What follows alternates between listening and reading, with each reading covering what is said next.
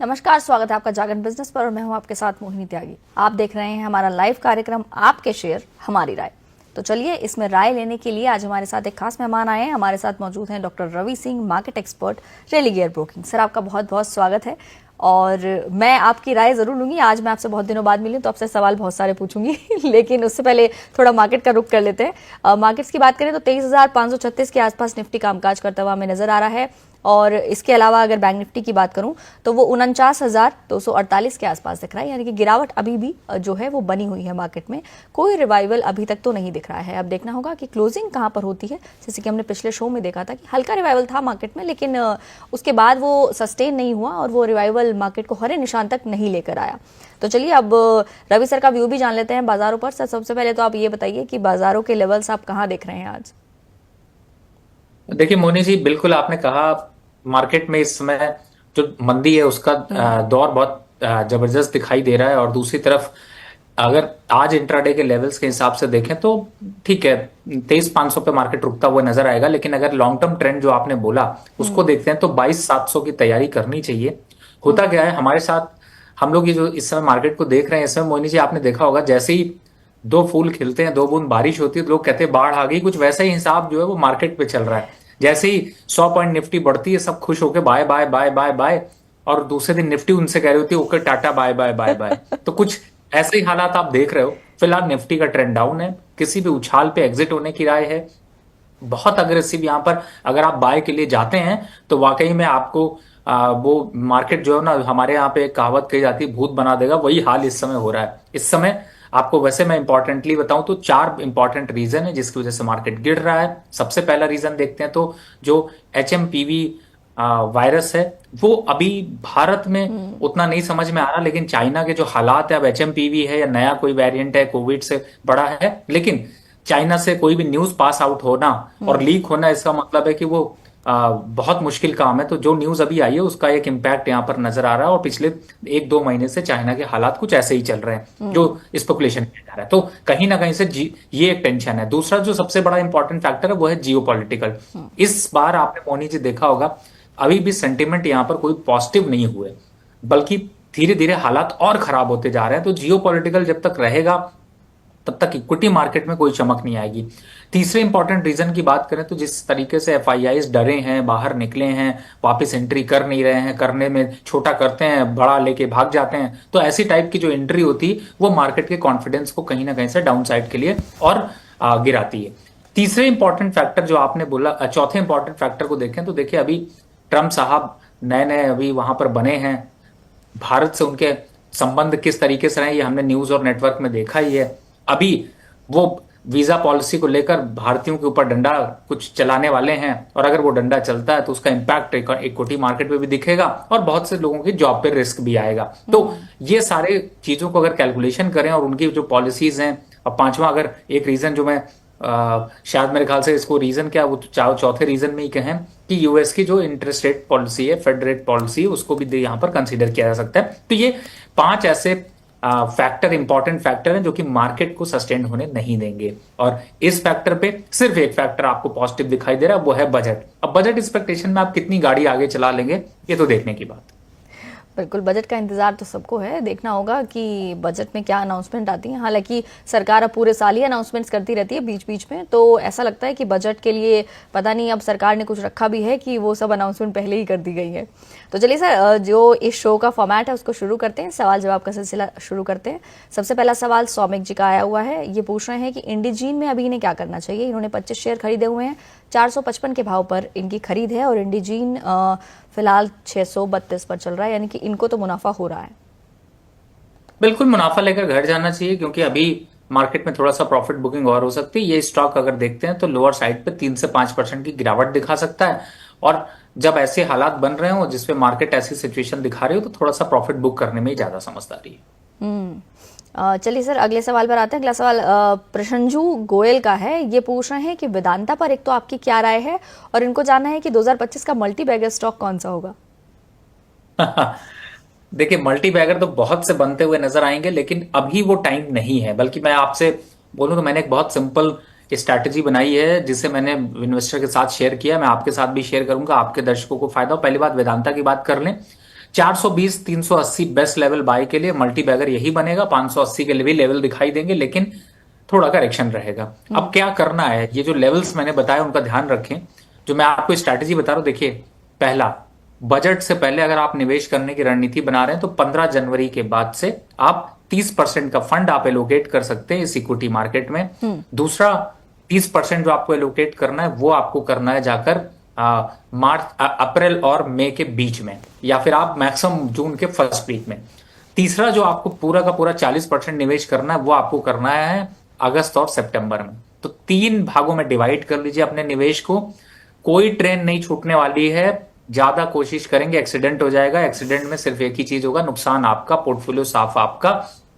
अगर इस स्ट्रेटजी के तहत जाएंगे तो मुझे नहीं लगता कि आपको कोई यहां पर मार्केट को बीट नहीं करने से रोक सकता है। दूसरी बात, जो ये जितनी भी एसआईपी और ये जितने म्यूचुअल फंड कर रहे हैं ना, जितने दिन अभी दूर करके एफडी पे पैसे रखेंगे खुश रहेंगे। अगर बहुत ज्यादा अग्रेसिव चलेंगे, हो सकता है आपको बहुत अपॉर्चुनिटीज देखे दिखाई दे रही हूं, लेकिन अगर मैं स्टॉक को देखता हूं तो मुझे लगता है 40% पे तो अपॉर्चुनिटी दिखाई देगी, 50% पे आपको एकदम गोल्डन तरीके के रिटर्न दिखाई देंगे, लेकिन 60% गिरने के बाद आप कुछ और ही नजर आएंगे। तो वो 60% के फंड पे मत जाइए, क्योंकि उसके बाद फिर आपको कोई नहीं पूछने वाला है। तो मुझे लगता है सोच समझ कर निवेश करें। बिल्कुल सर, ये तो सही बात है। निवेश हमेशा सोच समझ कर किया जाए तो बेहतर होता है और तभी फायदेमंद भी कहलाता है। चलिए अगला सवाल लेते हैं। अगला सवाल आया है साईनाथ जी का। ये पूछ रहे हैं, रॉकिंग डील के 1000 शेयर हैं इनके पास 550 के भाव पर। इनके पास टारगेट भी है माफ कीजिए, इनके पास टारगेट भी है 700 रुपए का। ये पूछ रहे हैं 1 साल का व्यू है तो ये टारगेट कब तक आएगा, और ये जो शेयर है ये फिलहाल 635 पर तो चल रहा है। बिल्कुल आपने सही बोला, और इस समय जो मोमेंटम है उसमें मुझे लगता है कि बजट के बाद तक एक बार ये 700 का लेवल आएगा, लेकिन ये है कि बहुत ज्यादा लंबा नहीं चलेगा। तो कोशिश करिए, स्मार्ट रहिए, और 580 के नीचे अगर जाता है तो फिर थोड़ी हिम्मत भी आपको यहाँ पर छूटती हुई नजर आएगी। तो बेटर है कि अभी फिलहाल बने रहिए, और 700 690 का लेवल आता है तो एग्जिट जरूर करिए। इन्हीं का एक और सवाल है। इन्होंने एक्साइड, टाटा स्टील, आईओसी या जियो फाइनेंस, इनमें से जो एंट्री लेवल्स हैं ये पूछ रहे हैं, इनमें से किसके एंट्री लेवल्स इस वक्त बेहतर हैं जिसमें एंट्री की जा सकती है, या फिर इनको करंट लेवल्स पर बाय कर सकते हैं? बहुत अच्छा सवाल है। देखिए, मैंने अभी एक स्ट्रैटेजी की चर्चा करी, मैं फिर से उसको बोलूंगा, एक बार को रिपीट कर रहा हूं। 30% का फंड डालना है। ये जो स्टॉक आपने बताया, एक्साइड इंडस्ट्रीज, आईओसी, जियो फाइनेंस और टाटा स्टील, आप बिलीव करिएगा 30% का फंड डालने के लिए ये स्टॉक बहुत अच्छे हैं और अच्छे समय पे हैं। आप बिल्कुल यहां पर डाल के रखिए, रिस्क आपका कम होगा, रिवॉर्ड आपका ज्यादा होगा। और आप बिलीव करिएगा, किसी भी म्यूचुअल फंड एसआईपी को आप अगर मार्केट ने रिटर्न यहां से पॉजिटिव दिया तो बीट करते हुए नजर आएंगे। वो आपसे सीखने जरूर आएंगे। बिल्कुल सर। अगला सवाल सुशील जी का है। ये एक्जिगो के इनके पास शेयर हैं, 25 शेयर हैं 175 के भाव पर। ये जानना चाहते हैं इसमें अच्छा प्रॉफिट बनाने के लिए क्या करना चाहिए? एग्जिट होना चाहिए। एग्जिट हो जाएंगे तो अच्छा प्रॉफिट रहेगा, मतलब आपका नुकसान नहीं होगा। तो फिलहाल एग्जिट होने की राय है। बिल्कुल। एक अगला सवाल आया है, रवि जी का सवाल है। ये पूछ रहे हैं 200 शेयर हैं इनके पास जेएनके बैंक के, जिसका की रेट है 111 रुपए, और इनके पास 200 ही शेयर हैं आईआरबी इंफ्रा के, जो इन्होंने 65 पर खरीदे हैं। तो लॉस को रिकवर कैसे किया जाए? देखिए, थोड़ा सा समय देना पड़ेगा। जेएनके आपका बार बार 92 90 के आसपास आता है। अगर यहाँ पर थोड़ा सा आपके पास कुछ एक्स्ट्रा पैसा है तो बिल्कुल आप डाल के रखिए। वो 111 112 बहुत दूर लेवल नहीं, 120 तक के लेवल दिखाई देंगे, लेकिन आपको उसके में कम से कम 3 से 6 महीने का समय लगेगा, पहला। दूसरा, आईआरबी इंफ्रा इस समय अट्रैक्टिव है। आईआरबी इंफ्रा और जीएमआर दोनों ही काफी अच्छे लेवल पर चल रहे हैं। अगर भारत का फ्यूचर सुधरेगा तो ये भी सुधरेंगे, और इनमें काफी अच्छी ग्रोथ देखने को मिल सकती है। बजट के टाइम पे लोक लुभावन भाषण का भी फायदा इन स्टॉक्स को मिलेगा। तो मुझे लगता है कि यहां पर इन दोनों पे बने रहिए। अभी एग्जिट होने की राय नहीं है। अगर थोड़ा एकोमुलेट करके बाय इकट्ठा करना चाहते हैं तो कर सकते। बिल्कुल। अगला सवाल अंकुर जी का आया है। जियो फाइनेंस पर हम ऑलरेडी डिस्कशन कर चुके हैं, लेकिन रिलायंस को लॉन्ग टर्म के लिए आप कैसे देखते हैं? रिलायंस पर एक्चुअली मैं भी पूछना चाहती हूँ, जब से इसका बोनस इश्यू हुआ है तब से ये शेयर चल ही नहीं रहा है। एक्चुअली मार्केट भी नहीं चल रहा है, लेकिन ये शेयर चलेगा तो शायद मार्केट को भी कुछ सहारा लगेगा। देखिए, फिलहाल अभी तो सहारे के स्टॉक सभी बेसहारा घूम रहे हैं, और इस समय अगर आपको सहारा चाहिए तो थोड़ा सा वेट करना पड़ेगा। बेस्ट लेवल रिलायंस में, इंडस्ट्रीज में इन्वेस्ट करने के हैं 1180 से लेकर के 1200 के बीच में। थोड़ा सा करेक्शन आएगा, 1220-30 के लेवल वापस आएंगे। लेकिन मोनी जी, यहां पर चिंता की जरूरत नहीं है, क्योंकि ये एक ऐसा स्टॉक है जो सबको मोह लेता है। और लॉन्ग टर्म पे अगर आप बने रहते हैं तो आपके पोर्टफोलियो पे एक झटके में चार चांद लगाता है, फिर वापस सुस्त हो जाता है। तो मुझे ऐसा लगता है कि 2 साल 3 साल के इन्वेस्टमेंट के लिए स्टॉक अच्छा है, और इन लेवल्स पर लेते हैं तो रिस्क काफी कम है। लेकिन बेस्ट लेवल जो बताए वो है 1180 1150 बेस्ट लेवल होंगे जो आपके निवेश के लिए। तो ये लेवल्स आप देख रहे हैं कहीं नियर टर्म में इसके? बिल्कुल, जल्दी 2-3 सेशन के बाद ही हम लोग 1200 का तो लेवल देखेंगे ही देखेंगे। बिल्कुल। अगला सवाल लेते हैं। अगला सवाल है टाटा पावर पर। टाटा पावर पर भी आई गेस हम डिस्कशन कर चुके हैं। इनके पास 30 शेयर हैं, इनको एवरेज कर, लेकिन ये एवरेज करना चाहते हैं इसे। 397 के भाव पर शेयर हैं इनके पास, और 360 पर एवरेज करें या इससे भी डाउन जा सकता है ये शेयर, ये ऐसा पूछ रहे हैं। 350 के नीचे जाने की प्रोबेबिलिटी कम है, तो आप बेस्ट लेवल हैं, इन लेवल्स पर भी कर सकते हैं। थोड़ा समय दीजिएगा, 3 से 6 महीना लगेगा आपको आपके स्ट्रैटेजी को प्रॉफिट आने में, तो थोड़ा समय दीजिए, वेट करिए। और एनसीसी पर सवाल आया है दिलीप जी का, और यूग्रो कैपिटल पर। इन दोनों पर सवाल है। 318 के भाव पर एनसीसी खरीदा हुआ है, सीक्वेंट खरीदा हुआ है 289 पर, और यूग्रो कैपिटल खरीदा हुआ है 282 पर। इन पर क्या करना चाहिए? देखिए, इन सभी में एवरेज करने की अपॉर्चुनिटी, जो मैं आपसे मोहिनी जी कह रहा था कि एवरेज करने का मौका बहुत अच्छा मिल रहा है। एक्सरसाइज करिए और स्टॉक्स को बिल्कुल मत छोड़िए। एनसीसी को 259 बिल्कुल यहाँ पर करंट लेवल पर एवरेज कर लीजिए, पैनिक मत होइए। यूग्रो कैपिटल, इसको भी 238 का भाव चल रहा है, बढ़िया लेवल्स हैं। आप लेंगे, आपकी कॉस्ट सीधे आधी हो जाएगी। 50% क्वांटिटी लेंगे, 255 और 265 और 270 के लेवल वापस दिखाई देंगे, तो मौका है। आप 232 से 238 के बीच में खरीदारी करिए, थोड़ी क्वांटिटी ज्यादा ले लीजिए, क्योंकि अप साइड में ये 265 के आसपास आके थोड़ा रुक जाता है। तो दोबारा जब 265 आए तो एटलीस्ट आप प्रॉफिट पे रहें, इस टाइप के हिसाब से आप एवरेज करिए। तो फिलहाल स्टॉक अच्छे, एवरेज कर लीजिए। एक दर्शकों का भी सवाल है, और मैं भी आपसे पूछना चाहूंगी कि जब अब ट्रम्प सत्ता संभालेंगे अपनी, तो उसका इम्पैक्ट आप इंडियन जो शेयर मार्केट है उसमें किन कंपनीज पर आप नोटिस करते हैं कि किन कंपनीज पर हो सकता है बेनिफिट की? अगर मैं बात करूं तो देखिए, बेनिफिट आने के चांसेस कम और लॉस आने के चांसेस ज्यादा हैं, जिसमें कि टीसीएस, इन्फोसिस और आईटी कंपनीज के सेक्टर्स ज्यादा हैं। क्योंकि मैंने जैसा बताया कि आपकी ही जो न्यूज हैं उनको अगर हम स्कैन करने की कोशिश करें, आप ही हमारे डेटा के दाता हैं, और उसको अगर मैं समझने की कोशिश करता हूं तो ये क्लियर कट नजर आ रहा है कि इस बार थोड़ा सा खिंचाव, और चूंकि जो ट्रम्प का जो हिस्ट्री रही है वो थोड़ी सी इस टाइप की रही है कि वो लोकल को ही वहां पर वोकल करने की कोशिश करते हैं, तो वो इम्पैक्ट जो है वो भारत के लिए बहुत पॉजिटिव नहीं होगा, और कंपनियों में आईटी सेक्टर में थोड़ा सा देखने को मिल सकता है। दूसरा, जो हमारा सबसे ज्यादा एक्सपोर्ट वहां पर किया जाता है, उनको लेकर के उन कंपनीज में थोड़ा सा इम्पैक्ट आ सकता है। चलिए सवाल लेते हैं। अविनाश जी का सवाल आया है, और ये पूछ रहे हैं इनके पास इरेडा के 280 शेयर, 280 के भाव पर 1900 शेयर्स हैं, और इसके अलावा पीसीजे के शेयर्स हैं इनके पास 1830 के भाव पर 5400 शेयर्स हैं। विशाल मेगामार्ट एक नया आईपीओ भी लिस्ट हुआ था हाल ही में, उसके 94 के भाव पर इनके पास 500 शेयर हैं। सूजलोन के शेयर हैं इनके पास। अब ये जानना चाहते हैं कि क्या पीसीजे और इरेडा, पीसीजे को इरेडा में स्विच कर सकते हैं या फिर क्या करें? इनमें से क्या कोई स्विचिंग की जा सकती है, या फिर इनको एग्जिट करके होल्ड करें, या भी बने रहें? क्या राय है इस पर आपकी? बहुत अच्छा सवाल है। देखिए, बहुत आप समझदार इन्वेस्टर हैं, मुझे बड़ी खुशी होती है जब मोनी जी इस तरीके से लोग पूछते हैं। पहली बात है, पीसीजी का कोई प्यार नहीं है, एक नंबर की फ्रॉड कंपनी, कुछ भी इसका नहीं है, बैलेंस शीट कुछ नहीं है, एक झटका आता है, बढ़ा देता है, लोगों को डुबा देता है, आप खरीद के प्रमोटर बन जाते हो। अब प्रमोटर बन गए, मिठाई हजम नहीं हो रही, डायबिटीज बढ़ा दिया इसने। तो यहां पर पीसीजे को पे दिमाग मत लगाइए, कुछ बहुत बढ़ जाए तो एग्जिट हो जाइएगा, और इस कंपनी पे दोबारा कभी भी निवेश करने की रणनीति मत बनाइए। सुजलॉन पे आ जाते हैं।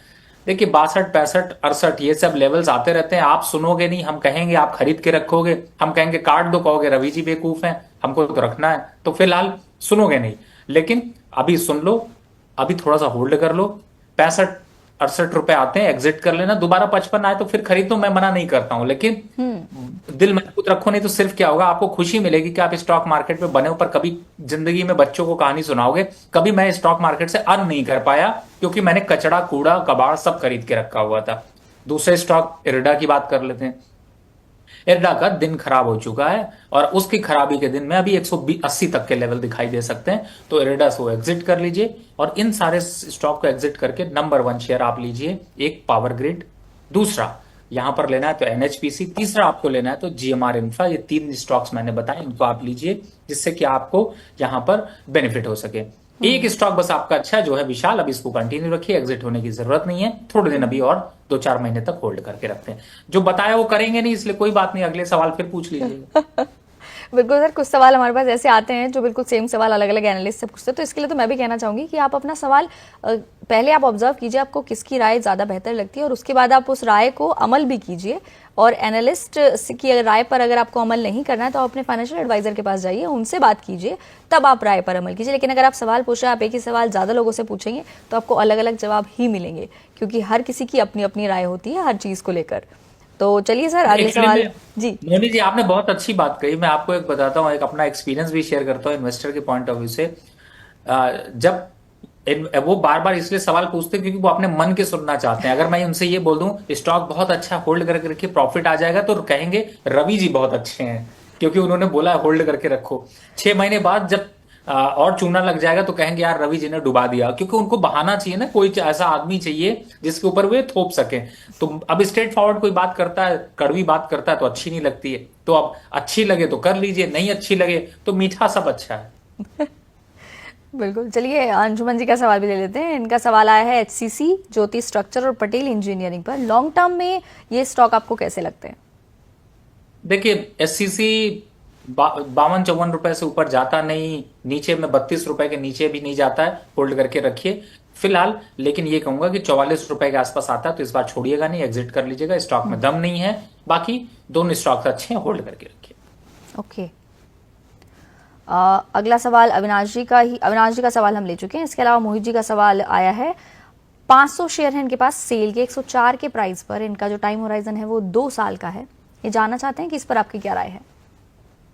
आपने अभी बात करी थी ना कुछ देर पहले एसआईपी की।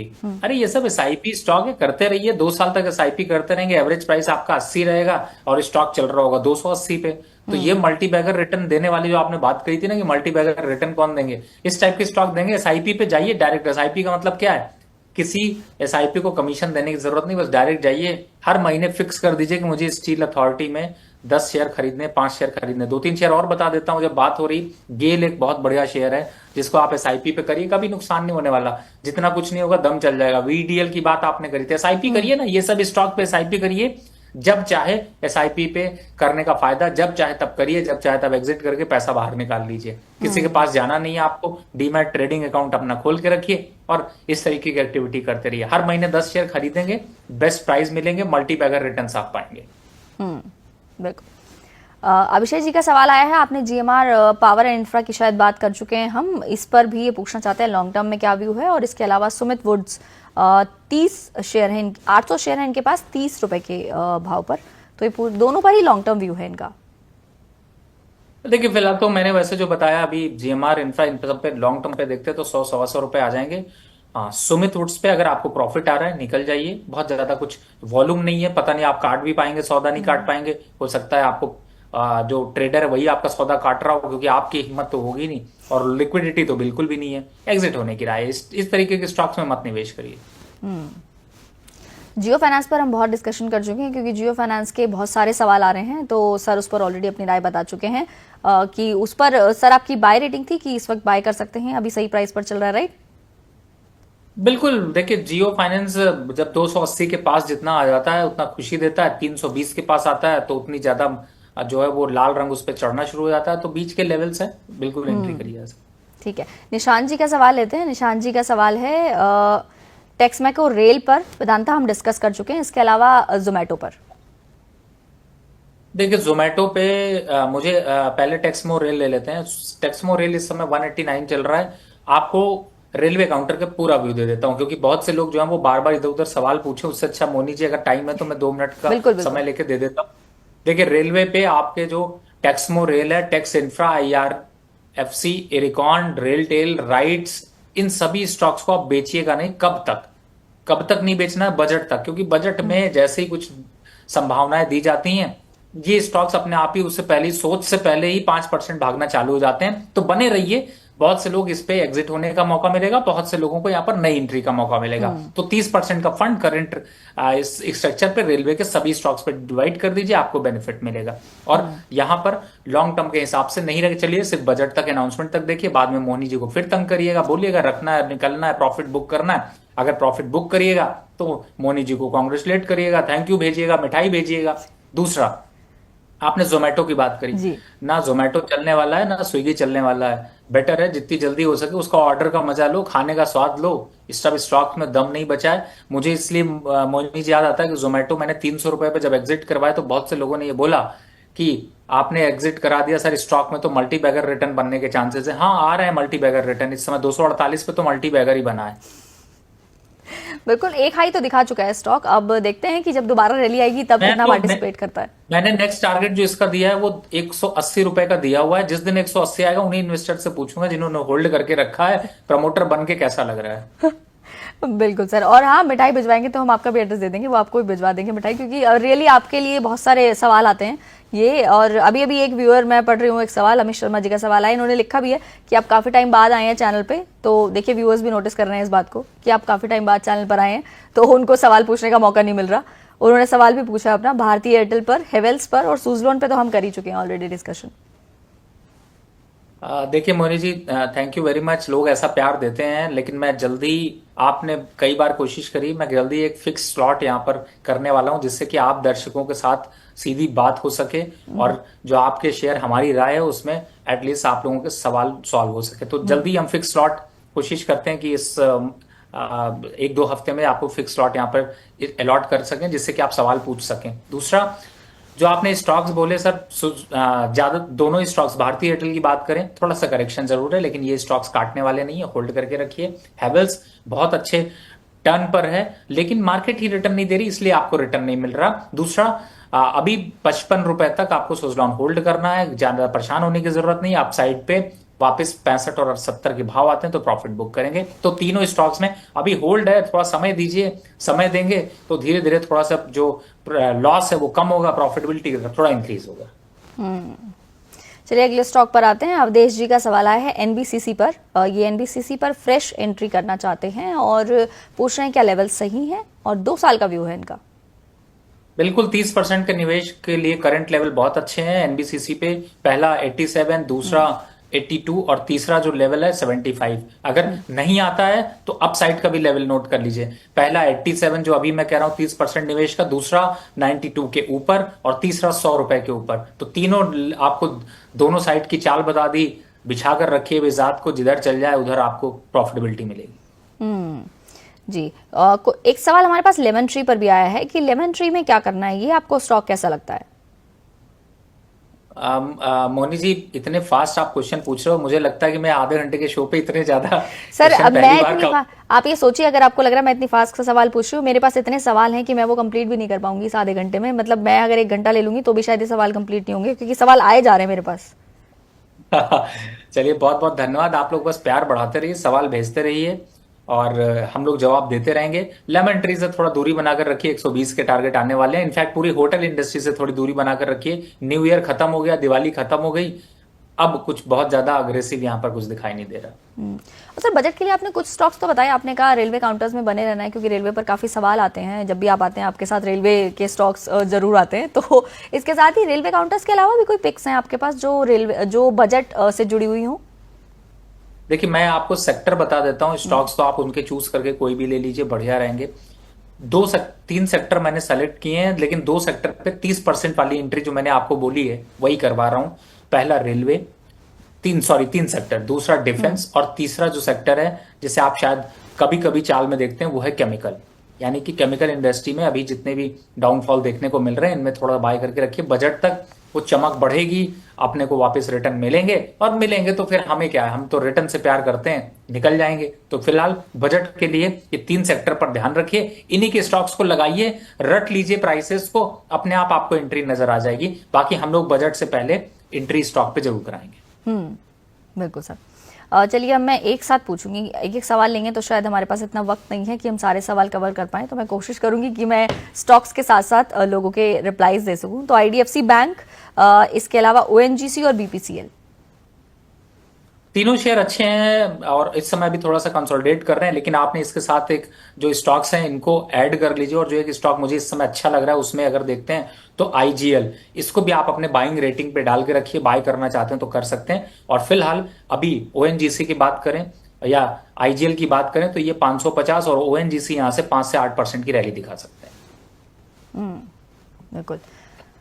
एक आईपीओ आया था सर अभी, यूनिमैक का आईपीओ आया था, उसका शेयर किसी ने होल्ड करके रखा हुआ है और वो जानना चाहते हैं कि अभी तो वो डाउन जा रहा है, मार्केट ही डाउन है, लेकिन क्या ये आपको सही लग रहा है ये? और इसके साथ ही ये भी कि अभी जो जितने भी न्यूली लिस्टेड आईपीओज हैं, क्या इन आईपीओज में से आपको कोई लगता है कि होल्ड करने के लिए या फ्रेश एंट्री के लिए आपको सही लग रहा है इस वक्त कोई? देखिए इस समय बिल्कुल अगर देखें तो मेन बोर्ड के करीब 3 से 4 आईपीओज आए हुए हैं, सेमी में आपके 3 आईपीओज आए हुए हैं। और मैं मोनी जी सॉरी बोलूंगा उसके लिए, मैंने क्योंकि इन 3 आईपीओ को हम लोग इतनी जल्दी कवर नहीं कर सकते, लेकिन उनमें से 2 या 3 ही आईपीओज अच्छे हैं जिसे मैंने यूट्यूब पे डाला भी है, आप लोग वापस उस पर जाके देख सकते हैं। लेकिन आपने बड़ी अच्छी बात की, जो इनका भी स्टॉक है पहली बात है उससे यहाँ पर निकलना चाहिए। और मुझे ऐसा लगता है कि इस समय इस आईपीओ में ये दम नहीं है जो आपको रिटर्न दे सके। दूसरी तरफ है जो आईपीओ में मैं बात कर रहा था जिसमें कि कैपिटल इंफ्रा ट्रस्ट है, ट्रस्ट के जो स्टॉक्स हैं उसको यहाँ पर फोकस किया जा सकता है, आप इस पे अप्लाई कर सकते हैं, स्टैंडर्ड ग्लास को अप्लाई कर सकते हैं। तो मुझे लगता है ये ऐसे आईपीओ हैं जिनमें कि आप एंट्री कर सकते हैं। और दो स्टॉक्स देखते हैं, केएनआर कंस्ट्रक्शंस और आइनॉक्स विंड, इन दोनों के चार्ट्स क्या कहते हैं? देखिए दोनों के चार्ट थोड़ा सा अभी तो दुखी कर रहे हैं, लेकिन केएनआर कंस्ट्रक्शन मुझे बड़ा अट्रैक्टिव लगता है, वापस 440 की क्षमता रखता है और एसआईपी के लिए एक अच्छा स्टॉक है, फिलहाल खरीदना चाहिए 30% के फंड से। मैक्सिमम जो लोअर साइड दिखा सकता है वो 310 305 के लेवल दिख सकते हैं, तो उन लेवल्स तक आप खरीदारी अगर करके चलेंगे तो आपको निकलने का भी अच्छा मौका मिलता है। एक सवाल कॉनकॉर और वॉरे एनर्जी पर भी आया हमारे पास कि इन दोनों स्टॉक्स पर क्या करना चाहिए? देखिए वारे एनर्जी से तो मैंने एग्जिट कर लिया क्योंकि मुझे ऐसा लगता है कि इन लेवल्स पर बहुत अट्रैक्शन नहीं दिखाई दे रहा। कॉनकॉर में जरूर यहाँ पर अभी होल्ड है और 1 फरवरी का इंतजार कर रहे हैं या फिर 850 का इंतजार कर रहे हैं। ओके। और सवाल देखते हैं हमारे पास, आइनॉक्स, यूनिमैक आई गेस हम डिस्कस कर चुके हैं सर। जी बिल्कुल, मैंने एग्जिट होने की राय दी। और जो आईपीओ आए थे आई गेस उन्हीं में से है, नहीं ये आईपीओ का नहीं है, ये अलग शेयर है। कॉनकॉर पर डिस्कशन हो चुका है, इसके अलावा इक्विटास पर जानना चाहते हैं ये। देखिए इक्विटास इस समय बैंकिंग सेक्टर से अगर देखते हैं, फाइनेंस सेक्टर से देखते हैं तो थोड़ा सा यहाँ पर अभी आपको प्रॉफिट बुकिंग दिखाई दे रही है, लेकिन मुझे लगता है इक्विटास लॉन्ग टर्म के हिसाब से शेयर अच्छा है, धीरे चलता है धीरे गिरता है, तो फिलहाल पोजीशन है तो अभी यहाँ पर होल्ड करके रखिए। खरीदना चाहते हैं तो अभी आपके पास मौका है, वापस से 75 और 80 की चाल तक दिखा सकता है, वहां तक जा सकता है, उन लेवल्स पर आता है तो एक बार प्रॉफिट बुक करने की राय होगी। फिलहाल होल्ड करके रखिए, पैनिक नहीं है। और सर एस पर एक सवाल आया है कि एस पर क्या करना है, और स्टार सीमेंट। देखिए बहुत अच्छा सवाल है, मैं इसलिए बोल रहा हूं क्योंकि एस पे इस समय देखते हैं तो देखिए इसका तो पहली बात है जितने भी रियल्टी काउंटर हैं, चाहे एस हो, गोदरेज प्रॉपर्टीज है, डीएलएफ है, इन सारे स्टॉक से आप कर लीजिए, हाथ पैर जोड़ लीजिए, क्योंकि इन सबके स्टॉक्स में कम से कम 10% की गिरावट आने वाली है, जल्दी आएगी, अभी चली रही है।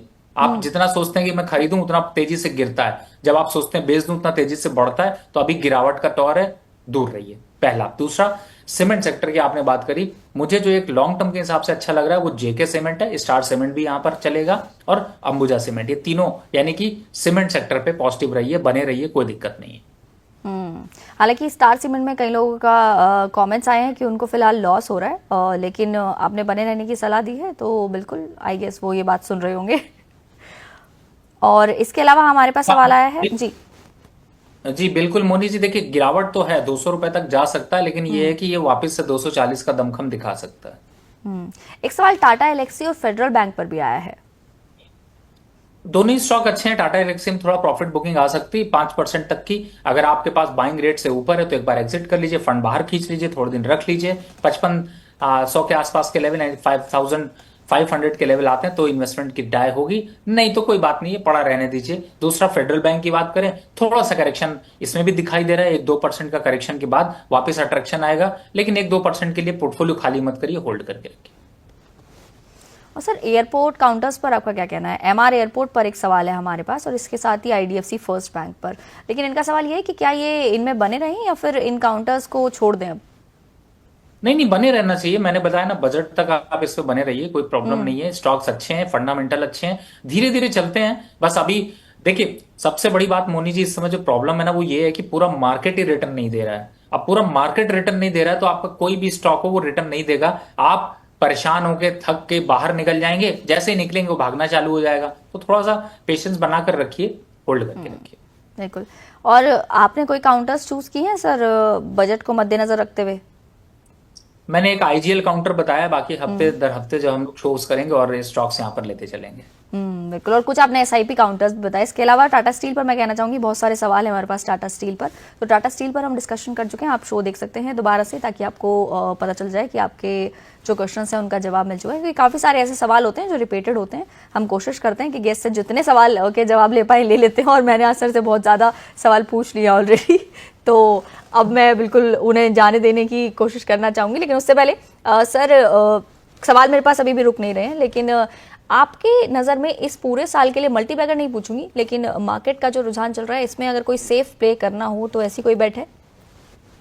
सेक्टर है फार्मा और एफएमसीजी, इनको पकड़ा जा सकता है। और इन पे आपको जो है वो नए नए स्टॉक्स आते रहेंगे, तो आप इनके स्टॉक्स पे ध्यान दीजिए, आपको दिखाई देंगे। मुझे लगता है इन सेक्टर्स में निगेटिव मत रहिएगा, डिप पे बाय करने की कोशिश करें।